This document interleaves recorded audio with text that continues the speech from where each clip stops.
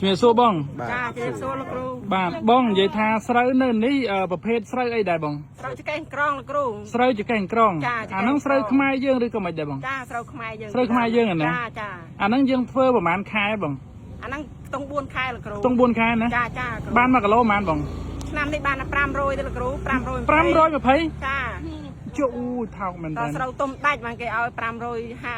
560អញ្ចឹងទៅចេះរាល់ឆ្នាំបង1គីឡូប៉ុន្មានរាល់ឆ្នាំវាបាន1000បាន1000ចាអញ្ចឹងឥឡូវខុសគ្នាចង់ពាក់កណ្ដាលហ៎ចាគ្រូខុសគ្នាចង់ពាក់កណ្ដាលហើយឆ្នាំនេះពួកខ្ញុំរត់ទៀតឲ្យគ្រូឲ្យមើលចេះតិចបានមហាត់ទៅ10គីឡូអត់រួចថ្លៃម៉ាស៊ីនក្នុងគ្រូនេះអត់រួចថ្លៃម៉ាស៊ីនច្រូតផងនេះបងភ័យខ្លួនបងណាបងប្អូនណាបាទចាហើយលោកគ្រូឲ្យផ្ទះខ្ញុំត្រូវក្រាបជួបនេះតិចទីអស់លោកគ្រូនោះអូផ្ទះត្រូវគ្របដែរចាត្រូវខ្ទេចហ្មងលោកគ្រូចេះគួយយល់ចុកខ្នងឈឺចង្កេះបញ្ហាក្រពះពោះវៀនរ៉ាំរ៉ៃគេងមិនសូវលក់កម្លាំងចុកសោយឧស្សាហ៍ឈឺកុកខ្យល់ញឹកញាប់និងបញ្ហាសុខភាពជាច្រើនមុខទៀតសូមណែនាំបងប្អូនពិសាទឹកយិនសិនម៉ាក់អ៊ីអាចជួយសម្រួលសម្រាលអាការៈជំងឺរបស់បងប្អូនបានផលិតផលសក់ពីប្រទេសកូរ៉េខ្ទេចអស់លីងហ្មងលោកគ្រូផ្ទះខ្ញុំណាបងប្អូនណានេះផ្ទះខ្ញុំលោកគ្រូនេះខ្ទេចអស់លីងនេះអូនេះឯងគ្រូនេះផ្ទះជួបខ្លានេះបងប្អូននេះអូខ្ទេចបដ ாய் ចាហើយចុះរងថ្ងៃបានអីនៅបងចាបាត់បាំងនៅទៅលោកគ្រូចងកស៊ូចងអីនៅយើងរត់រហូតលោកគ្រូនោះកូនអំដោះគោបងប្អូនបាទស្រីវេទនាជួបតាកបៃលោកគ្រូឆ្នាំនេះខូចជាប់ព្រំដែនក៏បានខាតក៏ច្រើនហើយតម្លៃនឹងក៏ថោកបងប្អូនហើយឥឡូវនឹងឈ្មួញបងជួយគិតគ្នាមើលណាឥឡូវធ្វើមិន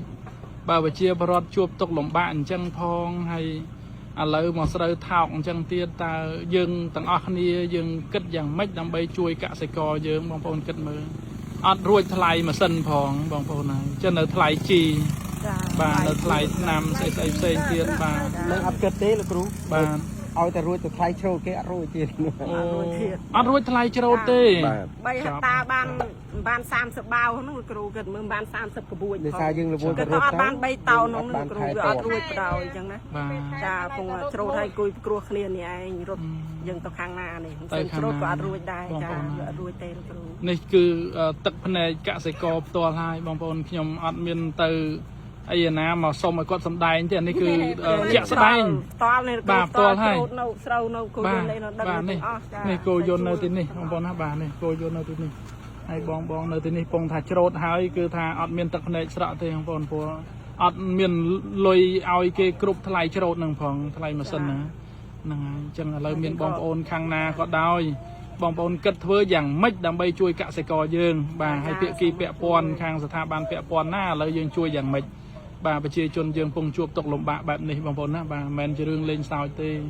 ជាការប៉ះពាល់ដោយផ្ទាល់ណាបងប្អូនបាទអញ្ចឹងបងដែលជាឈ្មួញបងខ្ញុំមានសំណួរមួយថាតើហេតុអីបានជាស្រូវខ្មែរយើងបែរជាថោកអញ្ចឹងបាទហើយដល់ពេលមានផលប៉ះពាល់អញ្ចឹងអ្នកដែលលំបាកគឺកសិករប្រជាពលរដ្ឋផ្ទាល់តែម្ដងបងប្អូនណាបាទអញ្ចឹងអរគុណច្រើនបងស្រីអរគុណបាន